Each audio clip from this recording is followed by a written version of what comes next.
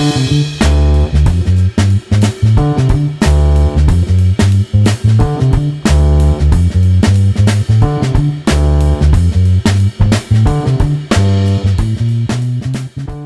the dogs are out surveying the work. I've just been cutting off the polythene on the edge and cleaning up all the slurry that's set. Quite a bit, probably enough to fill the void that was missing. But yeah, we've got a bit more clearing up to do, and still got to cut this bit off and the bit down there. And oh yeah, getting your minerals. And then start setting the bricks out, and then I shall get the laser level out before I get too carried away with the bricks. Get some stakes in, mark my lines off. Got to go and get a marker for the concrete as well, so I can mark how far in I'm coming on the edge for the brickwork, and start setting out, because now is the critical factor of exactly where the door goes. So I was figuring on leaving myself around about a metre, which is 3 foot ish. A worktop is 600mm, which is 2 foot, so that would be like my table. Then a little obviously area after the edge, then the doorway, then probably maybe another foot. And then there'll be an internal panel here where that will be the end of the railway, going down and round and back up, if that's what I stay with. So yeah, it's going to be marking out, setting out. It looks a bit low, that corner, so we'll have to see when I get the level on it, see what the true indication is. Well, that's all the crappy bits of concrete lifted. Got to find somewhere to dump it now. Someone's even been giving me a hand to get ready to dig the boards out. A bit premature, but yeah. Who's got mucky front paws? Who's got a mucky head? Right, so that's all cleaned up, and the bricks are laid out. So level time now. Figuring out where the highest pot is. I think it's going to be up this end, because there's a bit of a ridge where they started tamping, and then the concrete's gone a little bit high. So I think there's a higher spot there where those bricks are. But we'll have a look. See, because obviously the tamping motion could have compressed the woodwork down. But it's okay along here, it's not too bad. There's a little bit in the high middle, but you know, it'll do. I've just priced up doing self-leveling floor compound to go inside after it's all done, because I'm hoping to carpet tile this. If I want to do 10mm, probably a bit high, but there are some ridges. There's a ridge there, so it's going to have to come high there. But based on doing the whole lot for 10mm, it would be £427 just for bags of self-leveling compound. So I think a conventional, traditional floor screed would be far more economic, because I think that works out to 2 bags of cement and half a ton of sand.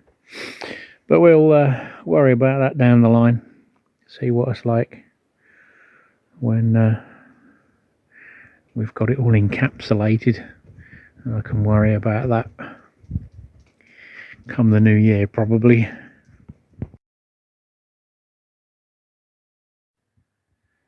This is a great help when you're trying to mark out. And she's going to bite through that bloody line in a minute.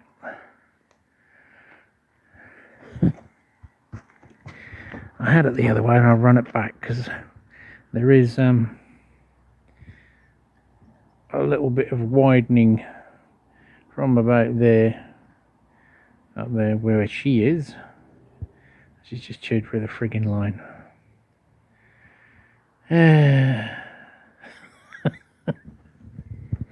So it's got to come in. Let me, that's better. Not quite so much vomit cam. So that's got to be moved that way so that we can come in.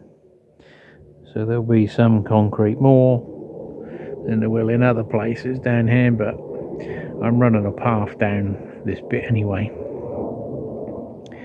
So it's not the end of the world. And I did anticipate there being some run out. But looking at it now, you can see it more with the concrete. Here you can see this high edge, which I suspected. It's higher in the middle where it's sort of puffed up. Can't do nothing about it now. It's about 20 mil higher here than it is down where the site safety officer is. So we've got to try and lose some of it over the 2 courses of bricks, and the rest obviously I can adjust the height of the uprights so that the roof line's level. I mean, if it is 20 mil out, you ain't gonna see it anyway, but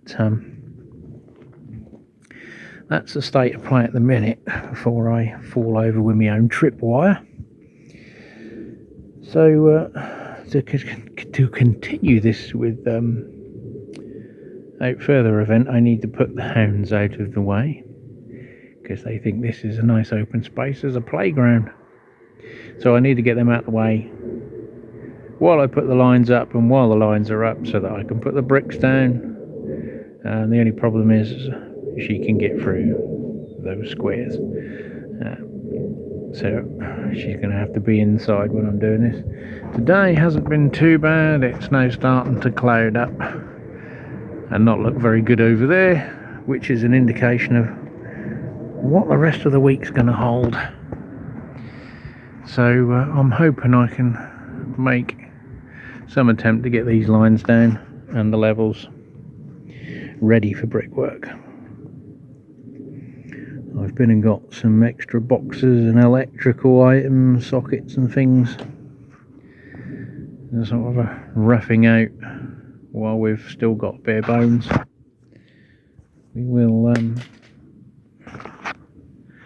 be putting the marking out for the door down here. Doesn't affect the lines or anything. It's or it doesn't affect until I completed the first course of bricks. So I've got to determine that piece, sort of how much and where the door goes up determines how much layout space we get down here. So got to think about that, because once it's sort of set in stone, it's done. And I've got a door round there, which is the old back door. So I'm going to have to get a couple of my wooden trestles out here and lay the door flat, because it needs realigning and squaring up. Because if I put the frame in square, the door hinges are out of alignment. So that needs messing around with, so that when it's hung in around the framework, it's going to work and lock, and more importantly. And that is it for now. As anticipated, I think the weather's going to throw this week out the window. So rain stop play, as they say in the cricket world. Well, it took a few attempts. If you can see the orange line in the low light, it's pretty close, just where the spirit level is there, but it's on the edge. There's a bit of a curve in this border. I always knew there was, but if you move it in one place, it moves out the other. So you just have to take a datum line on the inside and go with it. So we've come close to this edge, because obviously it's the front, you're going to see it. Although this isn't as straight a line as the back wall. Same here, I've had to come in a little bit because of this high edge and run it through here. So we've done well, it's a smaller version of a 345 square. Run it down to that end, so it's as square as it's going to get if someone doesn't go and cut through the string again.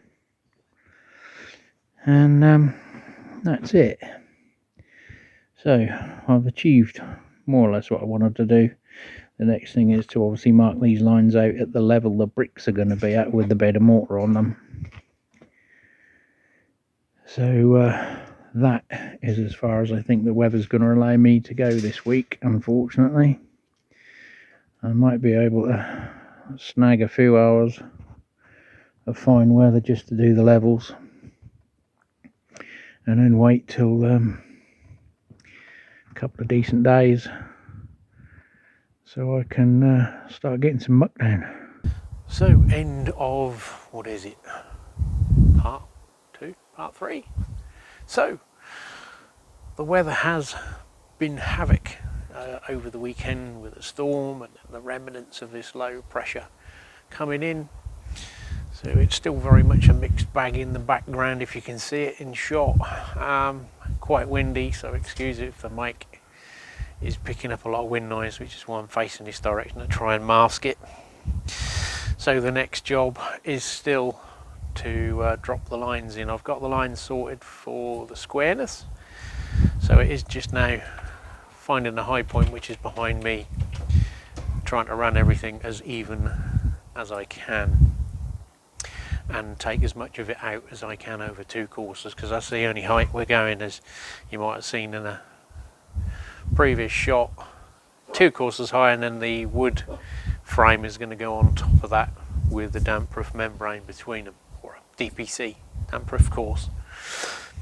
So that is it for part 3. So tune in to the next episode, which hopefully will be bricks and mortar done, or at least being achieved, in between certain interruptions from 4-legged friends. So then we can hopefully crack on a bit further if the weather is favourable.